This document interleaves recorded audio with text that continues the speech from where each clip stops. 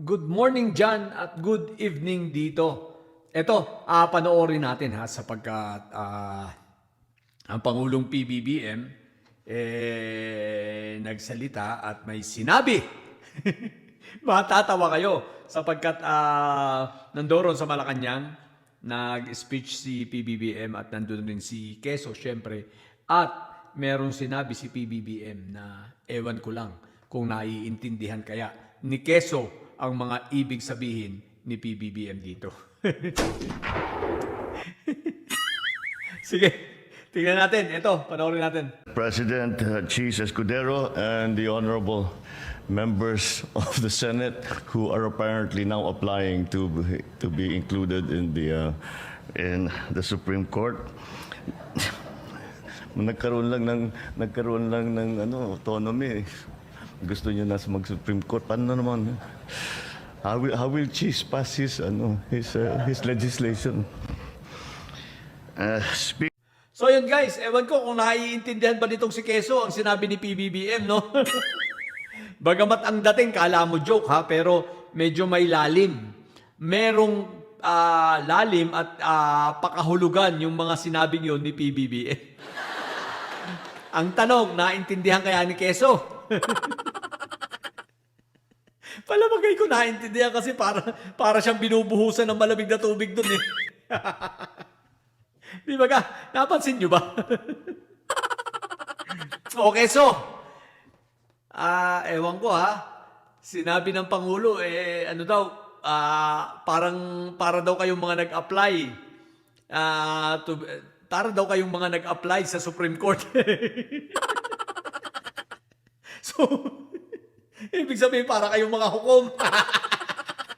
Maliwanag, ang pinapatungkulan dito ng Pangulo ay yung nangyaring hindi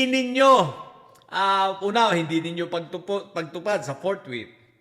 Pangalawa, yung pag-archive ninyo na dapat ang ginawa ninyo, hinintay nyo na nga lang naman. Although archive is buhay pa rin naman, pero mas mabuti na hinintay nyo muna sapagkat alam nyo naman na may MR, di ba ka? So, at ang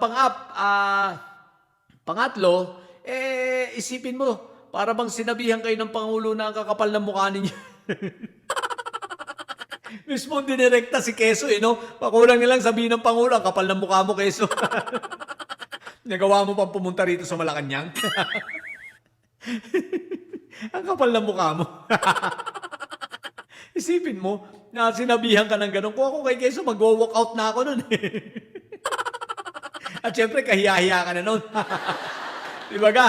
Oh, isipin mo yung para ka daw judge. Pero ewan ko lang kung ano epekto kay Quezon. Mukhang wala rin. Pero, minsan nakakatuwa si PBBM, no? Alam mo yun, yung mga salita niya minsan. Akala mo, parang nagbibiro lang, pero sarcastic na ang dating. Isipin, ito si Chis, paano ba nito magagawa yung trabaho niya? Mukhang nag-apply ito sa Supreme Court. Parang gano'n ang sabihin ni PBBM ba't hindi ka na mag-apply sa Supreme Court? Total, yun naman ang gusto mong trabahuin. Di ba ka? Ewan ko ba? Ilan mo na. Aking inan to si Quezon. Naway ano kaya guys? Tingnan nyo, maano kaya ito? Tumalab kaya ito? Talaban kaya ito nung pahaging ni PBBM?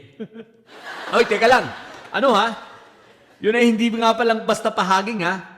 Palagay ko may mas malalim pa ron sapagkat alam na ni PBBM ang involvement nitong si Quezon sa mga flood control projects. So, ibig sabihin nito guys, pinaparamdam na ng Pangulo, marahil pinaparamdam ng Pangulo na wala na rin siyang tiwala mismo dito kay Chis kasi binirabaran niyang ganun di ba ka? So, parang pinaparamdam ng Pangulo na teka lang, Keso, katulad ng sinabi ko, pag ikaw ay may mga anomalyang ganyan, walang kaibigan. Yan ang tunay. So, at least, kumbaga, nagpaparamdam na ng Pangulo na, Keso, medyo tabi-tabi muna at tabla-tabla muna tayo dahil alam mo na, ikaw ay nasa gitna ng kontrobersya at mukhang tunay na ikaw ay may kinalaman. Aba, sabi nga ng Pangulo, sasagasaan kanya talaga. tamaan na ang tamaan at malamang hambalos ang aabutin nito si Quezon. So nanganganib na talaga si Quezon. Nanganganib na talaga si Quezon maging ang kanyang posisyon. Naku po. Ewan ko lang kung pag ito na-analyze ng ibang senador, mag-iisip din yung mga yun talaga. Isipin mo yun. Sinabihan sila ng ganun. Kasi nga, ay talagang alam na ng Pangulo na may involvement na itong si Quezon. Sigurado ako dyan. At may mga anomalya. At ito ay nai-involve na lalo dun sa 30 million na donation sa kanya. Hindi kaya iniisip na rin ng Pangulo yun na, teka, mukhang ito si Quezon, makakukulong rin lang naman ito, di tirahin ko na. Di ba? Anyway, sige na, yun lang. Abang-abangan natin, tignan natin, nakakatuwa lang talaga to si Quezon. Sa mga bobong didilis dyan at may side, manatili kayo may side, sapagkat may side, laging high blood. Bye!